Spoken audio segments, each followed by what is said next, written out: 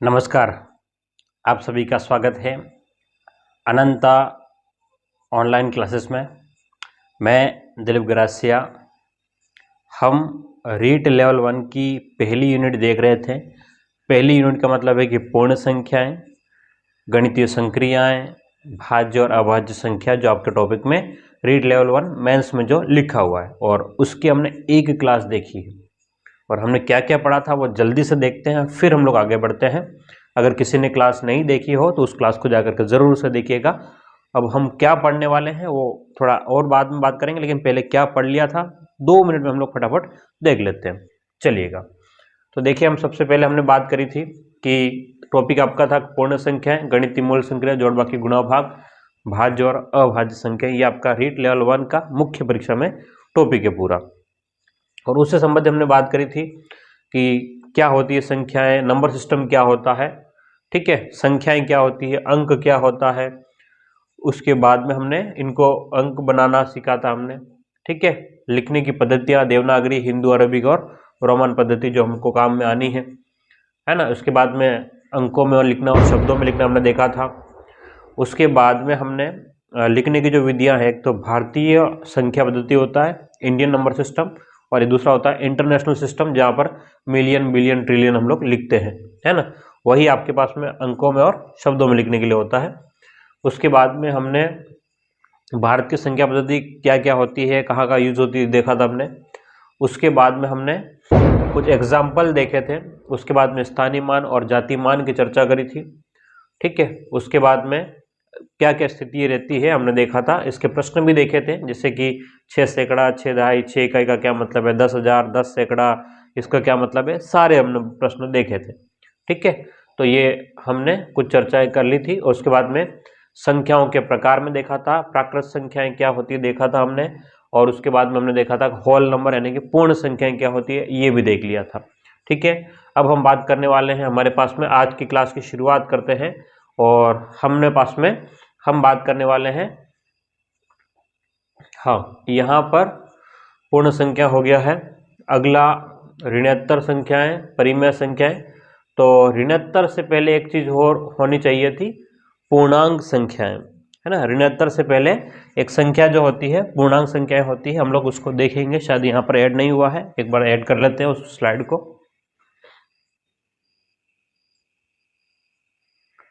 चलिएगा, तो अब स्लाइड ऐड हो गई है, अब हम बात कर लेते हैं। ध्यान से देखिएगा, अब हम बात करेंगे इंटीजर्स नंबर, पूर्णांक संख्याएं, ठीक है। ये स्लाइड आपके सामने दिखाई देगी आपको, इंटीजर्स नंबर यानी कि पूर्णांक संख्याएं। ध्यान से देखना क्या होती है पूर्णांक संख्याओं की। अगर बात करें तो पूर्णांक संख्याएं क्या होगी अगर हम इसकी चर्चा करें तो, ठीक है। देखिएगा, थोड़ा साउंड की प्रॉब्लम हो सकती है, क्योंकि जब मैं वीडियो रिकॉर्ड कर रहा हूँ तो ये बस दीपावली का समय है, तो हो सकता है कि आसपास साउंड आए, ठीक है। कोशिश ये है कि मेरे पास में समय है तो मैं वीडियो को रिकॉर्ड कर लूँ। हाँ, इंटीजर्स नंबर यानी कि पूर्णांक संख्याओं की अगर हम बात करें तो पूर्णांक संख्याएं आपके पास में, जिसको हम लोग जेड से लिखते हैं, अभी मैं बताऊंगा कि क्या मैटर है एक्चुअल में, है ना। देखो ध्यान से, अगर पूर्णांक संख्याओं की बात करें, इसको हम लोग जेड से लिखते हैं, यहाँ कहीं होगा भी सही, है ना। पूर्णांक संख्याएं, उसमें जेड का मतलब होती है कि 2-3 टाइप की संख्याएं होती है। कौन कौन सी टाइप की, जैसे यहाँ आपके पास में ये हमने लिख दिया, यहाँ पर देख लीजिएगा, पूर्णांक का मतलब जेड से लिखते हैं। जेड का मतलब होता है, जहलीन शब्द यूज करते हैं नॉर्मली, जहलीन या जहलम हम लोग शब्द यूज करते हैं, ठीक है। तो अब ध्यान से देखना यहाँ पर कि पूर्णांक संख्याओं में के अंदर क्या होती है, एक तो माइनस वाली संख्याएं होती है, एक जीरो होता है, और एक प्लस वाली संख्याएं। 3 चीजें ध्यान में रखनी है। कौन कौन सी, एक तो कौन सी संख्या है, एक तो माइनस वाली, ठीक है, एक तो माइनस वाली संख्याएं, ठीक है। अगली कौन सी होगी, जीरो होगी, और अगली कौन सी होगी, प्लस वाली संख्याएं। ये 3 टाइप की संख्याएं जब होगी, उसको हम लोग बोलते हैं पूर्णांक बोलते हैं। बोलो क्या बोलते हैं, पूर्णांक यानी कि इंटीजर्स बोलते हैं। माइनस वाली, प्लस वाली और जीरो, तीनों चीज हो तो उसको पूर्णांक बोलेंगे, ठीक है। तो इनका जो ग्रुप बनेगा वो आपका क्या कहलाएगा, इंटीजर्स यानी पूर्णांक समूह, यानी कि माइनस वाली संख्या, जीरो और प्लस वाली संख्या मिल करके। अब जो माइनस वाली होती है उसको क्या बोलेंगे, ध्यान समझना, जो माइनस वाली होती है उसको हम लोग z माइनस से लिखते हैं, z लिख करके उसकी घात में माइनस करते हैं। z माइनस का मतलब होता है कि ऋणात्मक पूर्णांक, z माइनस का क्या मतलब है, ऋणात्मक पूर्णांक। तो इनमें सबसे बड़ा कौन, नेगेटिव में सबसे बड़ा -1 रहेगा, ध्यान में रखना, नेगेटिव में सबसे बड़ा कौन रहेगा, तो -1। याद रखना, एग्जाम में इंपॉर्टेंट बात हो जाएगी कि ऋणात्मक पूर्णांक में सबसे बड़ा पूर्णांक कौन सा होता है, तो -1। ठीक है, सबसे छोटा कौन सा होगा, तो अनंत तक जा सकते हैं, छोटा तो -4 -5 अप टू इन्फिनिट तक जाएंगे तो वो नहीं मिलेगा, लेकिन ऋणात्मक पूर्णांक -1 है ना, सबसे बड़ा होगा, सबसे बड़ा होता है। ठीक, अब धनात्मक पूर्णांक की बात करें, जो प्लस वाली संख्याएं जो थी वो धनात्मक कहलाएगी, है ना, तो z प्लस से लिखते हैं, z प्लस, जहलम में हम लोग प्लस से, धनात्मक पूर्णांक संख्याएं भी कहते हैं। अतः सबसे छोटी धनात्मक पूर्णांक, सबसे छोटी धनात्मक पूर्णांक -1 होता, सॉरी, सबसे छोटी धनात्मक पूर्णांक प्लस का 1, ये सबसे छोटी है 1। उसके बाद में सब के सब जितनी भी है संख्याएं बड़ी हो जाएगी। तो आपको याद रखना है क्या पूर्णांक में, कि माइनस वाली संख्याएं, प्लस वाली संख्याएं और जीरो को मिलकर के आपके पास में पूर्णांक बनेगी। सबसे बड़ी ऋणात्मक पूर्णांक, सबसे बड़ी ऋणात्मक पूर्णांक -1, सबसे छोटी धनात्मक पूर्णांक प्लस का 1 होगी। क्लियर है, लिख लीजिएगा इसको, फिर हम लोग आगे बढ़ते हैं।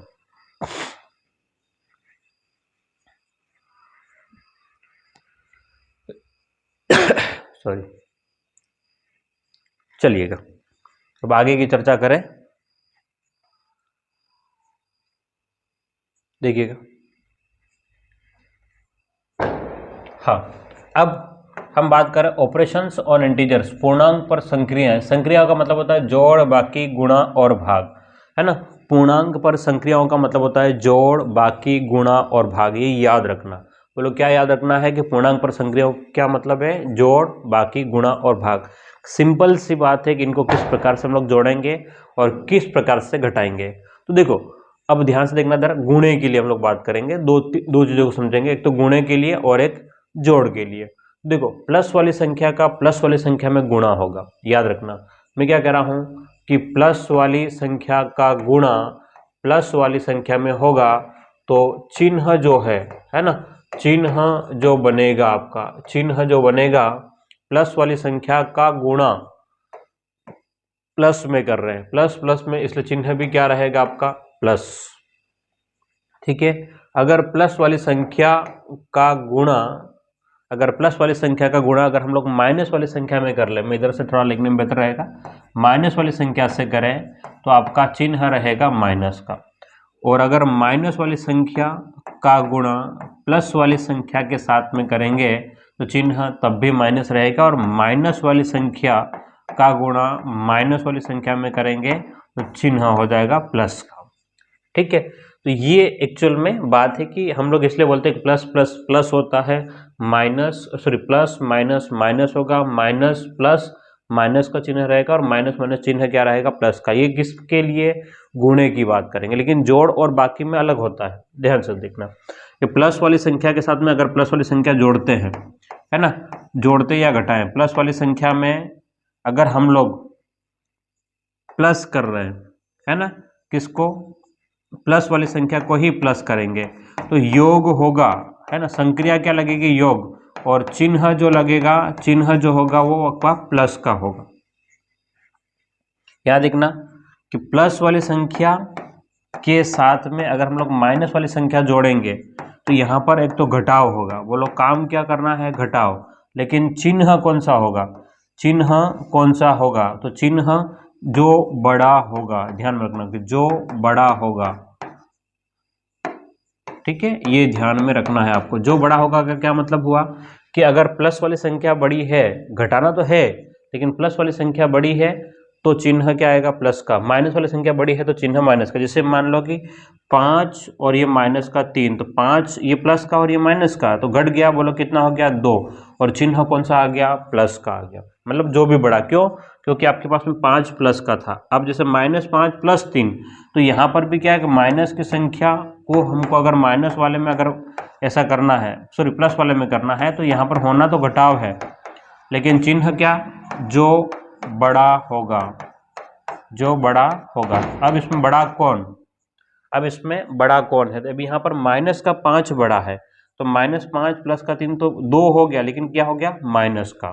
ठीक है, इसके बाद में जैसे माइनस वाली संख्या में अगर हमको जोड़ना पड़े माइनस वाली संख्या, तो बोलो क्या हो जाएगा योग, लेकिन चिन्ह क्या होगा माइनस का होगा। देखो प्लस वाली संख्या में अगर हमको प्लस करना पड़े तो जोड़ तो होगा, लेकिन चिन्ह प्लस का। माइनस वाली संख्या में अगर हमको माइनस वाले को प्लस करना पड़े तो जोड़ना तो है, लेकिन निशान क्या रहेगा माइनस का। तो ये ध्यान में रखना है आपको, लिख लीजिएगा इसको, फिर हम लोग चर्चा करेंगे संक्रियाओं पर, चर्चा करेंगे तब और आपको क्लियर हो जाएगा, है ना।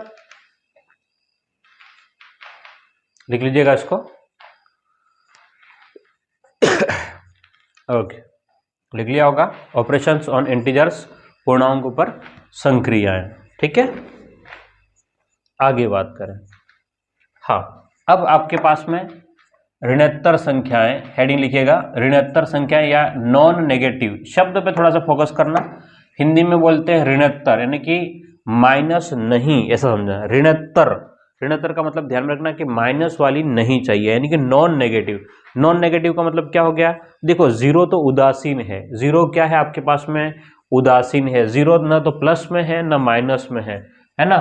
लेकिन यहाँ पर क्या है कि आपके पास में ध्यान देखना इधर, जिन संख्याओं पर ऋणात्मक चिन्ह नहीं हो, माइनस का चिन्ह नहीं हो, क्या पर हम लोग कह रहे हैं कि ऋणात्तर का मतलब है कि जिसके ऊपर माइनस का चिन्ह नहीं हो वो क्या कहलाएगी आपके पास में, वो ऋणात्तर संख्याएं कहलाएगी। अब एक से कम क्या हो जाएगा जीरो, जीरो पर भी कोई चिन्ह तो नहीं लिखता, इसलिए कि आपके पास क्या हो गई ऋणात्तर। अच्छा, जीरो धनात्मक है कि ऋणात्मक है, तो जीरो उदासीन है ना। जीरो क्या धनात्मक है क्या, जीरो क्या धनात्मक है क्या, जीरो धनात्मक है क्या, तो हम कहेंगे भाई जीरो धनात्मक नहीं है। क्या जीरो ऋणात्मक है क्या, क्या जीरो क्या है ऋणात्मक है क्या, ऋणात्मक वाले टोले में आ रहा है क्या, तो हम कहेंगे भाई ऋणात्मक भी नहीं है। तो फिर जीरो है क्या, जीरो एक प्रकार का उदासीन है। बोलो क्या है, जीरो उदासीन है, ये आपको ध्यान में रखना है। बोलो जीरो क्या है उदासीन है। जीरो न तो धनात्मक है न ऋणात्मक है, जीरो क्या है उदासीन है। लेकिन अगर ऋणात्तर की बात करें तो ऋणात्तर का मतलब है कि माइनस का चिन्ह कहां पर नहीं होना चाहिए, तो जीरो पर माइनस का चिन्ह नहीं होता, इसलिए ऋणात्तर तो कह सकते हैं। जीरो को भी ऋणात्तर कहेंगे, एक को भी ऋणात्तर कहेंगे, दो को भी ऋणात्तर कहेंगे। लेकिन क्या जीरो ऋणात्मक है, तो जीरो ऋणात्मक नहीं है। क्या जीरो धनात्मक है, धनात्मक भी नहीं है। जीरो क्या है न्यूट्रल है, उदासीन है, ये आपको ध्यान में रखना है। ठीक है, तो आपको नोट में लिख देना है, कंफ्यूजन नहीं हो जाना है कि भाई ये सब एक चीज एक जैसी चीजें बता रहे हैं। मतलब माइनस का जैसे ऐसा नहीं कि नॉन नेगेटिव का मतलब माइनस का जीरो नहीं लिखना है ना। यानी कि जीरो को ये हमने मान के चल रहे हैं कि जीरो जो है आपके पास में वो जीरो के ऊपर माइनस का चिन्ह जिसके ऊपर नहीं होगा वो ऋणात्तर है। तो जीरो के ऊपर माइनस का नहीं होता, इसलिए वो क्या है ऋणात्तर। क्या माइनस एक ऋणात्तर है क्या, तो हम कहेंगे माइनस एक ऋणात्तर नहीं है। क्यों नहीं है, क्योंकि माइनस का एक हो गया। क्या प्लस एक ऋणात्तर है क्या, प्लस का एक ऋणात्तर है क्या, तो हम कहेंगे भाई हाँ ये ऋणात्तर है। ये भी, ये माइनस जीरो तो होगा नहीं, है ना, ये भी क्या है आपका ऋणात्तर है। क्लियर है। चलिएगा अगली बात करते हैं, परिमेय संख्याएं। बोलिएगा, है ना, नहीं समझ में आया तो एक बार रिपीट करके फिर से देख लीजिएगा। परिमेय संख्या यानी कि रेशनल नंबर्स। परिमेय संख्या का मतलब होता है रेशनल नंबर्स, जिन संख्याओं को p बटे q के रूप में हम लोग लिख सकते हैं। बोलो किसमें, जिन संख्याओं को p बटे q के रूप में अगर हम लोग लिख सकते हैं उसको बोलते हैं परिमेय संख्या, है ना।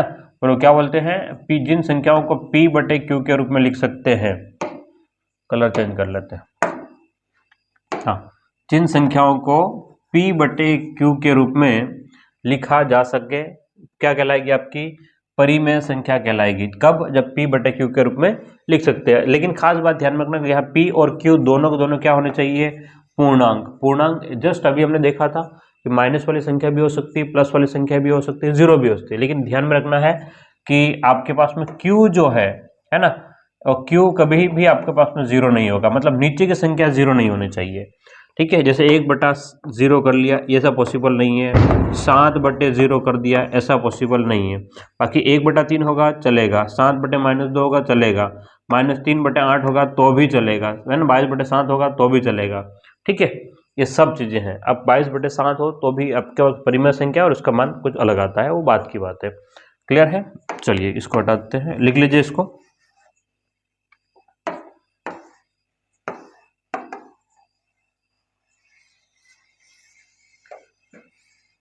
हाँ जी, ठीक है, लिखे इसको, छाप ले इसको, फिर हम लोग आगे बढ़ते हैं, आगे की बात करते हैं, है ना। परिमेय संख्या हो गया आपका।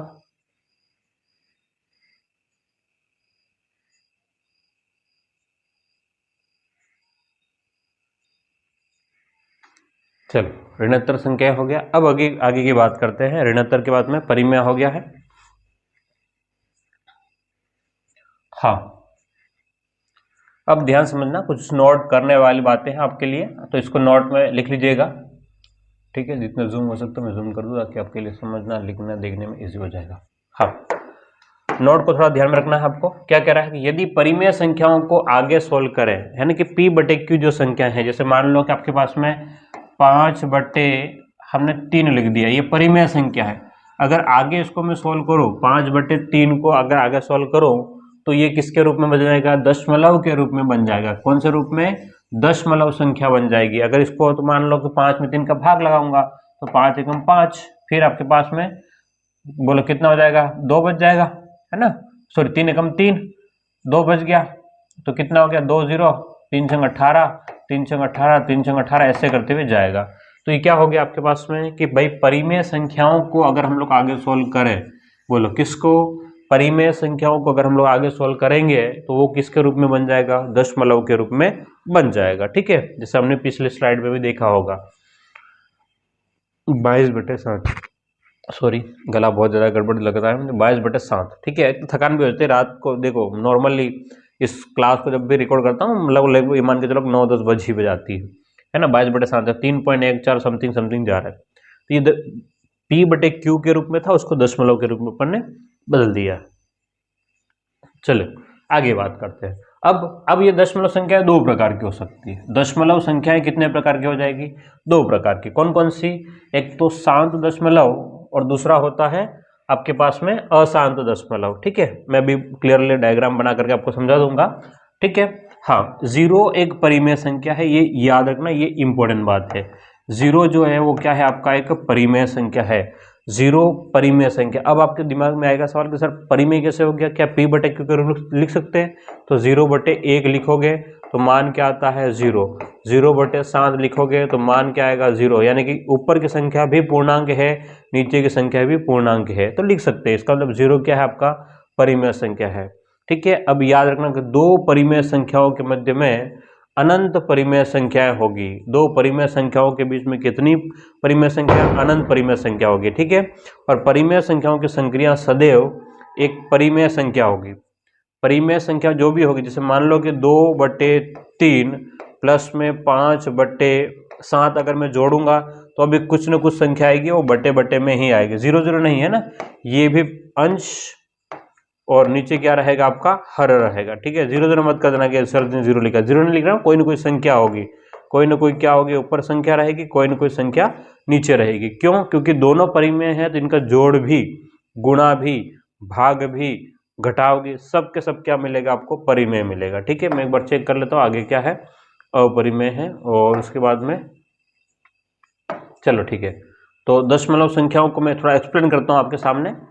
ठीक है, ध्यान से देखना, इधर थोड़ा एक्सप्लेनेशन समझ लेना कि हम अगर परिमेय संख्या को जब सॉल्व करते हैं, है ना, कोई भी संख्या परिमेय, आपके पास में संख्या है p बटे q, क्या है बोलो? परिमेय संख्या है। अगर परिमेय को हम अगर आगे सॉल्व करें तो क्या बन जाएगी? आपके पास में दशमलव संख्या बन जाएगी। बोलो कौन सी संख्या? दशमलव संख्या बन जाएगी। और अब इस दशमलव संख्याएं जो होती है वो हमको पास में दो टाइप की मिल सकती है परिमेय संख्या को सॉल्व करने पर। दशमलव, और दशमलव कौन सी? देखो ध्यान से, दशमलव किस प्रकार से मिलेगी हमको?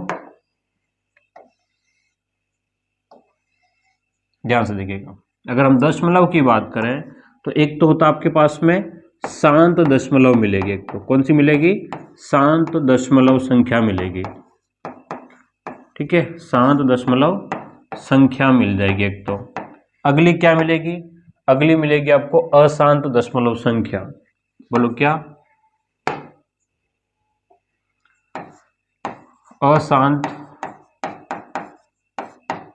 दशमलव, अशांत दशमलव संख्या मिल जाएगी। अब शांत जो है ना, इसलिए इस शांत दशमलव को जैसे मान लो कोई भी संख्या हो गया 3.42 जैसे खत्म हो गई है ना, इसलिए ये आपके पास में क्या है, परिमेय संख्या भी है। ये क्या है, परिमेय, क्योंकि परिमेय से ही बना था। ठीक है, ये आपके पास में परिमेय है। अब हम बात करें अशांत की, बात करते हैं। बोलो किसकी बात करें, अशांत। तो आपके पास में दो टाइप की होती है, अशांत, अशांत आवर्ती, और अगला होता है अशांत, अशांत अनावर्ती। अशांत आवर्ती और अशांत अनावर्ती होता है, दो टाइप की संख्याएं होती है हमारे पास में, अशांत आवर्ती और अशांत अनावर्ती। क्लियर है। जैसे हमने पिछले स्लाइड में देखा था, क्या देखा था कि इसको हम लोग बदल सकते हैं, तो दशमलव संख्याएं होती है, एक तो शांत दशमलव, शांत में आपके पास, और दूसरा होता है अशांत आवर्ती दशमलव संख्या। ठीक है, तो ये आपके पास में परिमेय संख्याओं के लिए, तो परिमेय संख्या ये दोनों के दोनों आपके पास में क्या कहलाएगी, परिमेय संख्या कहलाएगी। ये जो भी है, ठीक है, ये भी एक प्रकार की क्या रहेगी, परिमेय। ठीक है, तो ध्यान में रखना कि ये आपके पास में परिमेय संख्या के लिए शांत को भी हम लोग बोलेंगे कब, जब खत्म हो रही है तब, और अशांत जो हो लेकिन आवर्ती हो तब भी उसको क्या बोलेंगे, परिमेय बोलेंगे। और अपरिमेय किसको बोलेंगे, अशांत अनावर्ती जो रहेगी उसको बोलेंगे अपरिमेय, जो हम लोग आगे पढ़ेंगे। ये क्या रहेगी आपके पास में, अपरिमेय रहेगी। क्यों रहेगी, क्योंकि इसको P/Q के रूप में हम लोग नहीं लिख सकते, हमारे पास में ऐसा कोई नियम नहीं होगा। ठीक है, चलिए आगे बढ़े। हाँ, अपरिमेय संख्या, जैसे अभी हमने बात करी थी, अपरिमेय संख्या ये आपके पास में है। थोड़ा बहुत साउंड में दिक्कत हो सकती है, लेकिन अब क्योंकि क्लास रिकॉर्डिंग शुरू कर दी तो इसको बंद नहीं करेंगे हम लोग, है ना। चलिएगा, अपरिमेय संख्या की बात करें। अपरिमेय यानी कि इरेशनल नंबर्स, जिन संख्याओं को P/Q के रूप में नहीं लिखा जा सकता है वो अपरिमेय होता है। यानी कि हमारे पास में लिखने का ऐसा कोई तरीका नहीं है, ऐसा नहीं कि हम लोग हाथ किसने पकड़ रखे, ऐसा कभी कभी हो सकता है। बच्चे आजकल के बड़े तेज निकलने लग गए हैं। अभी कुछ दिनों पहले मैं KBC में देख रहा था, अमिताभ बच्चन किसी बच्चे से बात कर रहे थे, है ना, और बच्चन साहब को बिल्कुल एक बदतमीजी से वो बच्चा बात कर रहा था। ठीक है, तो वहां पर आपके पास में ऐसे बच्चे आपको जब देखने को मिलेंगे तो आपको किस प्रकार से टैकल करना पड़ेगा। जैसे हमने कहा कि अपरिमेय संख्या, तो हमने बोला कि वह संख्या जिनको P/Q के रूप में नहीं लिख सकते हैं, है ना, तो वो कहेंगे कि आपको किसने रोका, हाथ किसने पकड़ कर रखा, आप लिख दो। तो आप ऐसा कहना कि उनको हमारे पास में ऐसा लिखने का कोई तरीका नहीं है, जब लिख सकते हैं तो वो क्या बन जाएगी, आपकी परिमेय बन जाएगी। ठीक है, उदाहरण के लिए जैसे कि जिसका वर्गमूल नहीं निकाल सकते, है ना, अब अपनी भाषा में कहें तो अपरिमेय का मतलब है कि जिसका वर्गमूल नहीं निकलता हो, ये कह सकते हैं हम लोग,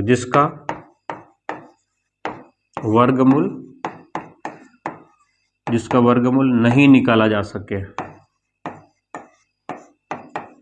जिसका वर्गमूल नहीं निकाला जा सके। ठीक है, तो जैसे √3 का वर्गमूल मतलब डायरेक्टली नहीं निकाल सकते हैं, अपरिमेय हो गया। √7 है ना, √5 + 2, पाई भी अपने आप में अपरिमेय है, ई भी अपने आप में अपरिमेय। तो अशांत अनावर्ती दशमलव संख्याएं क्या कहलाएगी आपके पास में, अपरिमेय संख्याएं कहलाएगी। अशांत अनावर्ती दशमलव संख्या हमारे पास में क्या कहलाएगी, अपरिमेय कहलाएगी, जस्ट हमने अभी देखा था। ठीक है, जैसे ये कोई संख्या है पाई, तो पाई का मान जो है वो क्या है आपके पास में 22/7 ना होकर के ये होता वास्तविक में, है ना, और अनफिनिट तक चलता रहता है, खत्म भी नहीं होता, इसलिए क्या हो गई, ये एक अपरिमेय संख्या हो गई। ठीक है, लिख लीजिएगा इसको।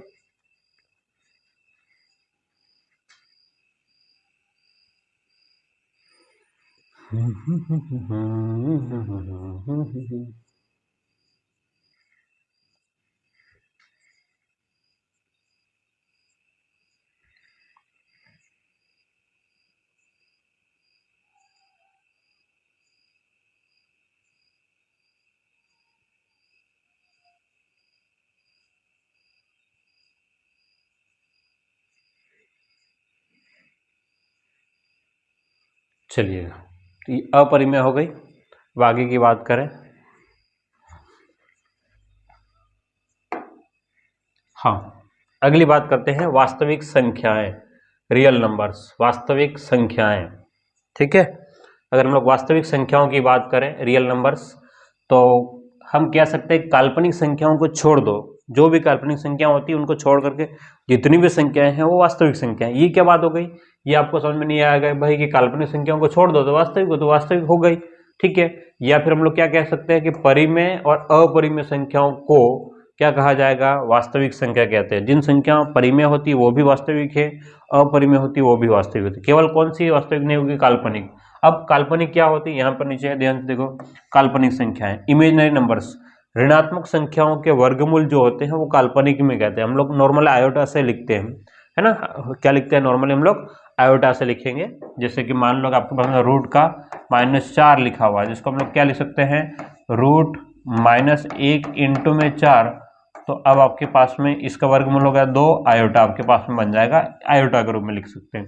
या फिर हम लोग कह दें कि भाई ठीक है, तो इस प्रकार से आपके पास में रहेगा, चलिएगा। तो यहाँ डीपली हम लोग नहीं लेके जाए, आपको सिंपल सी बातों में ध्यान में रखना कि भाई वर्गमूल के अंदर, है ना, जो भी संख्या वर्गमूल के अंदर अगर जो संख्या माइनस में होगी उसको क्या बोलेंगे, काल्पनिक संख्या कहेंगे। अब अगले बारी आती है आपके पास में अभाज्य संख्याएं या प्राइम नंबर्स।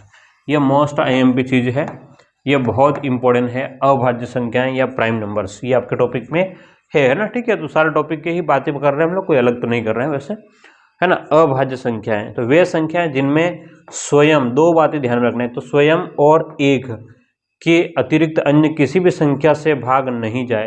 एक तो खुद का और एक के अलावा किसी भी संख्या का अगर भाग नहीं जाता है वो क्या कहलाएगी, अभाज्य संख्या कहलाएगी, ठीक है। वो क्या कहलाएगी, अभाज्य संख्या कहलाएगी। क्या मेरी बात समझ में आ रही है? हम क्या कह रहे हैं कि वे संख्या जिनमें स्वयं और एक के अतिरिक्त अन्य किसी भी संख्या से भाग नहीं जाए, संख्याएं जो स्वयं और एक के अतिरिक्त किसी भी संख्या का भाग नहीं जाए, अभाज्य संख्या कहलाएगी। और इसका अन्य नाम क्या है आपके पास में, रूढ़ संख्याएं हो कहते हैं हम लोग, क्या बोलते हैं, रूढ़ संख्या। एग्जाम्पल के लिए हम लोग कहें 2, 3, 5, 7, 11, 13, ऐसे इन्फाइनाइट तक चलते जाएंगे, ठीक है। तो हम प्रश्न देखेंगे, बहुत सारे प्रश्न इसके ऊपर आए हुए हैं, तो लिख लो इसको एक बार।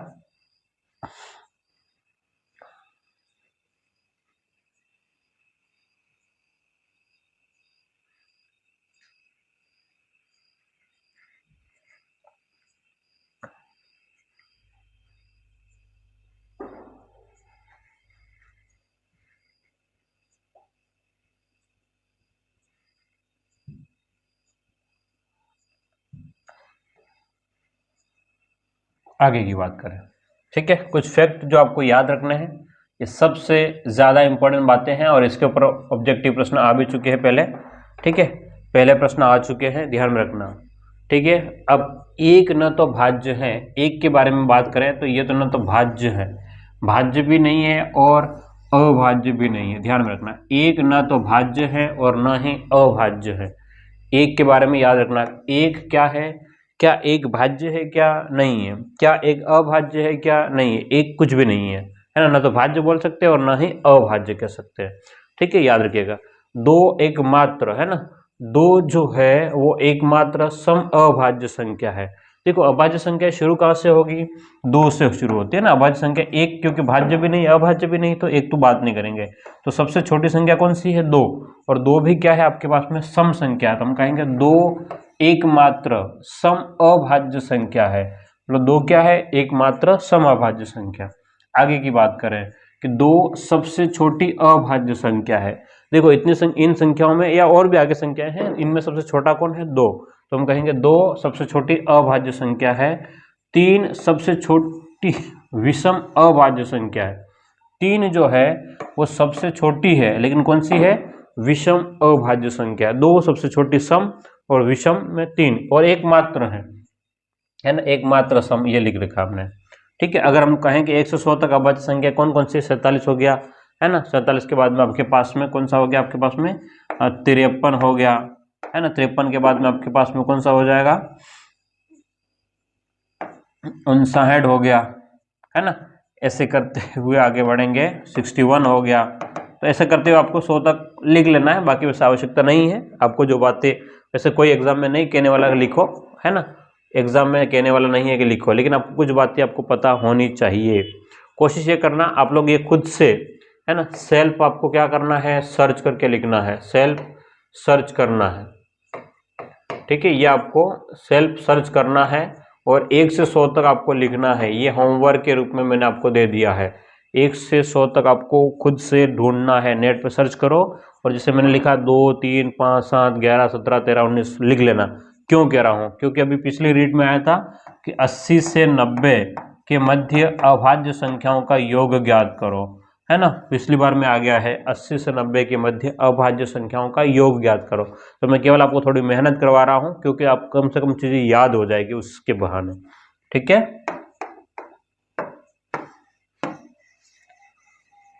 चलिएगा, हाँ, अब कुछ फैक्ट वाली बातें हैं जो आपको याद रखनी है।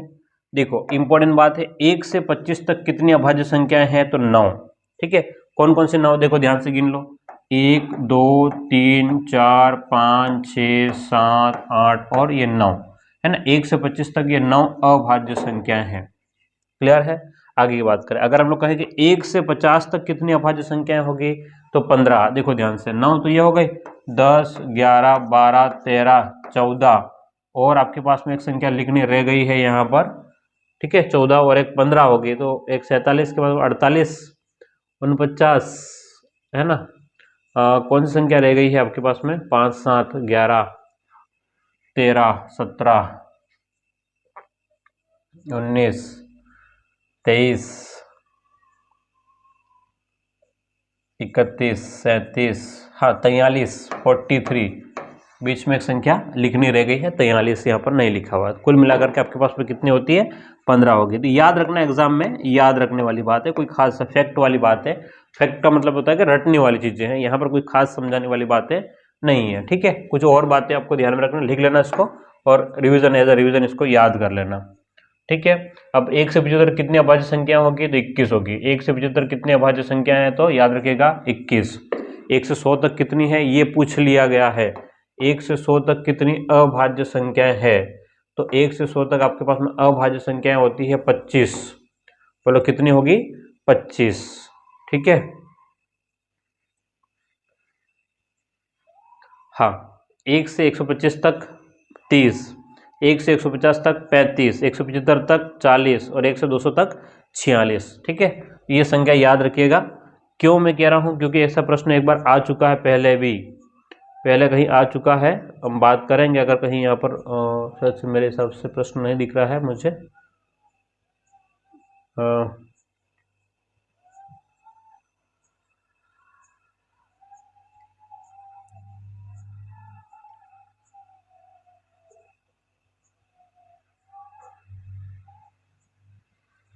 हाँ, एक फर्स्ट ग्रेड में पूछ लिया है ऐसा, देखिए ध्यान से। एक फर्स्ट ग्रेड का क्वेश्चन है, 100 से कम अभाज्य संख्याएं है तो कितनी हो जाएगी आपके पास में? 25 हो जाएगी, ठीक है। हम लोग बाद में बात करेंगे आगे, प्रश्नों की जब चर्चा करेंगे तब। केवल मैं आपको बता रहा हूँ कैसे प्रश्न आ चुका है, तो आपको फैक्टली याद रखना है कि भाई क्या क्या चीजें मैंने आपको बोल दिया, क्या क्या याद रखना है, ठीक है। अब आप इसको याद करो कि नहीं करो आपकी मर्जी है। वापस रिपीट कर रहा हूँ, ये सारे संख्या 1 से 25 तक कितनी है? 9, 1 से 50 तक 15, ठीक है। 1 से 75 तक 21, 1 से 100 तक 25, 1 से 125 तक 30, 1 से 150 तक 35। ऐसे याद रख लेना, इसको याद ही करना है, ठीक। आगे बढ़ते हैं, हाँ कुछ प्रश्नों की बात कर लेते हैं इसी के ऊपर आधारित, ठीक है। भाज्य और अभाज्य पर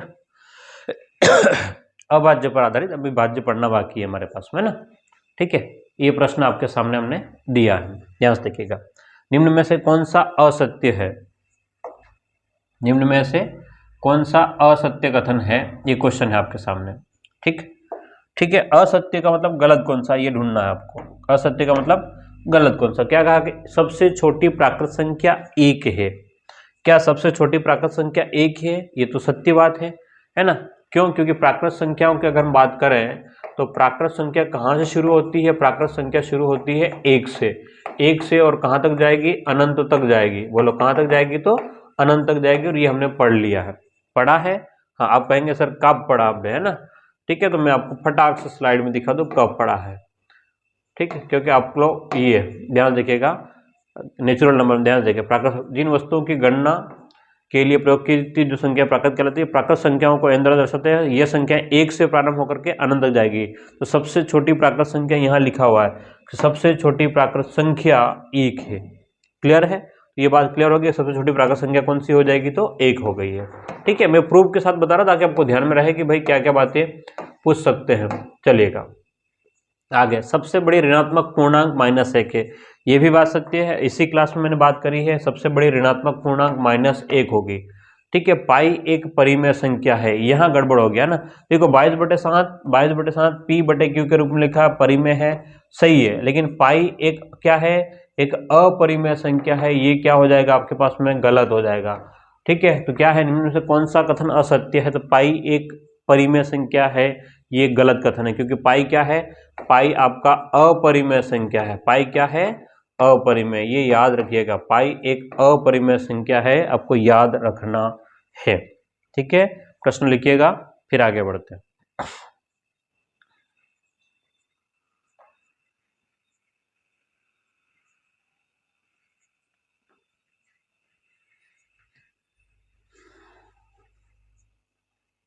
चलिएगा, हाँ, अब कुछ छोटे मोटे प्रश्न बात कर लेते हैं।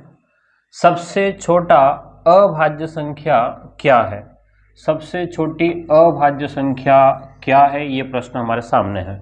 हमने पढ़ा ही है ऑलरेडी कि अभाज्य संख्या मतलब कहाँ शुरू होगी, 2, 3, 5, 7, 11, 13, 17 ऐसे करते हुए हमें आगे बढ़ना है। तो सबसे छोटी तो 2, सबसे छोटी कौन सी हो जाएगी, 2, तो कौन सा ऑप्शन हो जाएगा, ऑप्शन सी जो है, सबसे छोटी अभाज्य संख्या क्या है, तो 2।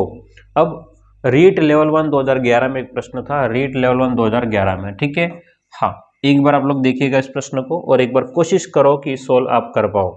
एक बार आपको कोशिश करनी चाहिए कि क्या सॉल्व हो सकता है कि नहीं, है ना। हो सकता है हो जाएगा, ऐसा कुछ बहुत बड़ी बात नहीं है, ठीक है, पर कोशिश करेंगे तब। निम्न में से कौन सा कथन सही है, ठीक है। अब कुछ बातें आपने शायद नहीं पढ़ी होगी, हो सकता है। निम्न में से कौन सा कथन सही है, एक अभाज्य संख्या नहीं है। हमने कहा एक न तो अभाज्य है और न ही क्या है आपके पास में भाज्य, तो इसने कहा कि एक अभाज्य नहीं है, ठीक है। अगला, एक संयुक्त संख्या है, एक संयुक्त संख्या है, नहीं है, ठीक है। अगला, एक अभाज्य संख्या है, एक अभाज्य संख्या है, यह भी गलत बात होगी। इंक बदल लेता हूं मैं,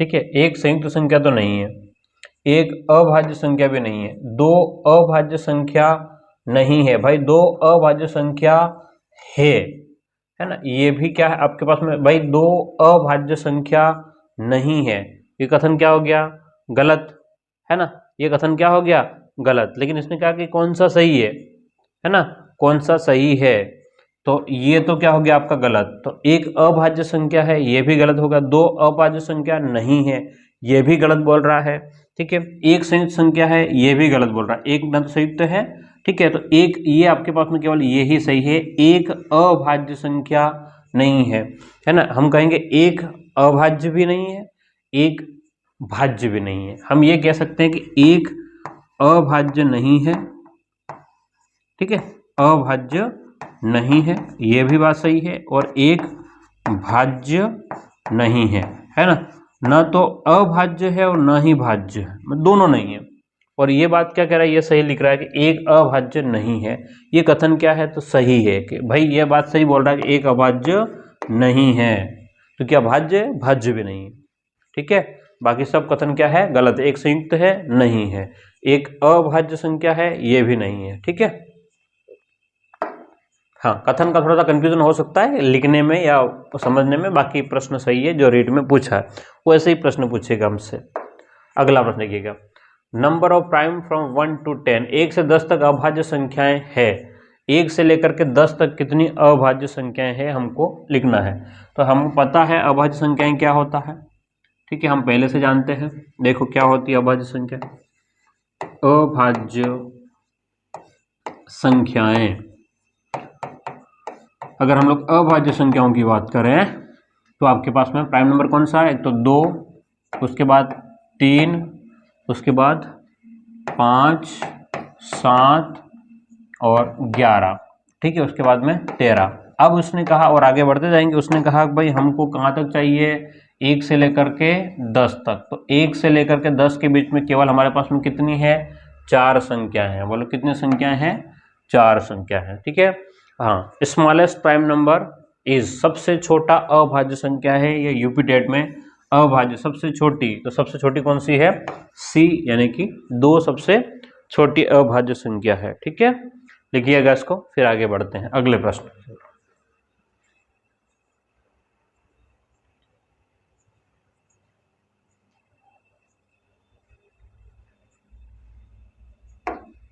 चलिए एक स्लाइड देख लेते हैं, फिर खत्म करेंगे क्लास को। ध्यान देखिएगा, the least non negative prime integer, सबसे न्यूनतम ऋणोत्तर अभाज्य पूर्णांक, सबसे न्यूनतम, सबसे छोटी ऋणोत्तर का मतलब माइनस वाली नहीं, अभाज्य संख्या कौन सी है, तो आपके पास में 2 अभाज्य पूर्णांक, तो क्या है, 2 ही है सबसे छोटी। ठीक है, बाकी तो है भी नहीं, और 3 जो है वो क्या सब छोटी नहीं है। अब देखो प्रथम 2 अभाज्य संख्याओं का योगफल कितना है, प्रथम 2 अभाज्य संख्याओं का योग। तो पहली संख्या कितनी है आपके पास में, 2, अगली संख्या क्या है, 3, 2 और 3 को जोड़ोगे तो बोलो कितना बनेगा, 5। तो प्रथम 2 अभाज्य संख्याओं का योगफल कितना बनेगा, 5 बनेगा। क्लियर है, हाँ। प्रश्नों पे हो सकता है वो तो ऊपर नीचे आंकड़े चेंज करेगा, बाकी आपको कंसेप्ट क्लियर हो जाएगा। ठीक है, चलिएगा एक प्रश्न और देख लेते हैं, एक स्लाइड को। हाँ, ये यूपी टेट 2014 का प्रश्न है, प्रथम 5 अभाज्य संख्याओं का योगफल ज्ञात करो। प्रथम 5 अभाज्य संख्याओं का योगफल ज्ञात करो। ठीक है, ये प्रश्न आपके सामने है। तो कौन कौन संख्या हो जाएगी, 2, ठीक है, 3, 5, 7 और 11। ठीक, अगर इनको जोड़ेंगे, देखो ध्यान से, अगर इनको हम लोग जोड़ें तो क्या बन जाएगा, 2 और 3 5, 5 और 5 10, 10 और 7 17, 17 और 18 और 28, बोलो कितना बन जाएगा, 28 आपका आंसर होगा। क्लियर है, तो ये हो गया। और कुछ है क्या इसमें, अभाज्य भाज्य कितनी संख्या है, ओके 3-4 प्रश्न है, जिनको प्रश्न नहीं पढ़ लेते। चलो ठीक है, 1 से 30 तक अभाज्य संख्याएं हैं, 1 से लेकर के 30 तक कितनी अभाज्य संख्याएं हैं। ठीक है, तो कौन कौन सी होती है अभाज्य संख्याएं, एक तो 2, 3, 5, 7, 9, 10, 11, 13, 17, 19, 23, 29। ठीक है, ये आपके पास संख्या हो गई, और आगे जाएंगे, लेकिन हमको 1 से 30 तक चाहिए। तो कितनी, देखो काउंट करो, 1, 2, 3, 4, 5, 6, 7, 8, 9 और 10। कितनी संख्याएं हैं, 1 से 30 तक 10 अभाज्य संख्याएं हैं। 1 से 30 तक कितनी अभाज्य संख्याएं हैं, तो 10 अभाज्य संख्याएं हैं। ठीक है, चलिए एक और बात करें, उन सभी संख्याओं का जो 13 से बड़ी नहीं है योगफल ज्ञात करो। उन सभी अभाज्य संख्याओं का जो 13 से बड़ी नहीं है योग निकाल के बताना। 13 से छोटी संख्याओं का योगफल निकालो। तो 13 से छोटी संख्या कौन कौन सी हो जाएगी, एक तो 2, तो यहां नहीं लिखते, ओरी माय गॉड, हाँ यहां लिख लेते हैं, 2 के बाद में कौन, 3, उसके बाद में 5, 7, ओके 11 संख्याओं का जो 13 से बड़ी नहीं होनी चाहिए, यानी कि 13 को तो लेना है आपको, 13 से बड़ी नहीं चाहिए, यानी कि 13 को शामिल करना है। ठीक है, जोड़ो इनको, 2 और 3 5, 5 और 5 10, 10 और 7 17, 17 और 11 18, 28, 28 और 13 28, 29, 31 और 41, है ना, 41। ऑप्शन सी एकदम करेक्ट है। निम्न में से कौन सी अभाज्य संख्या नहीं है। देखो अभाज्य संख्या नहीं होने का मतलब है कि किसी का भी भाग जाना नहीं चाहिए। ठीक है, तो इसके लिए एक नियम होता है, वो मैं नियम आपको सिखाऊंगा, तब उसके बाद पता कर पाओगे, अदरवाइज थोड़ा मुश्किल काम है, थोड़ा वैसे हो जाएगा पर। ठीक है, 100 से कम अभाज्य संख्याओं की संख्या कितनी है, तो 100 से कम अभाज्य संख्या हमारे पास में 25 है। बोलो कितनी संख्या है, 25। ये फर्स्ट ग्रेड 2016 में पूछ लिया था। ठीक, आगे बढ़े, तो आगे थ्योरी है भाज्य संख्याओं के बारे में। तो इस क्लास को उम्मीद करता हूँ आपको समझ में आ गया होगा। इस क्लास को हम लोग यहीं खत्म कर रहे हैं। अगर आप इस वीडियो को यूट्यूब पर देख रहे हो तो चैनल को सब्सक्राइब जरूर से कीजिएगा, क्योंकि आपके काम का कंटेंट है। ओके, ऐप में देख रहे हैं तो आपको पूरा कंटेंट ईमानदारी के साथ में और अच्छी मेहनत के साथ में आपको मिलता रहेगा। Okay, thank you.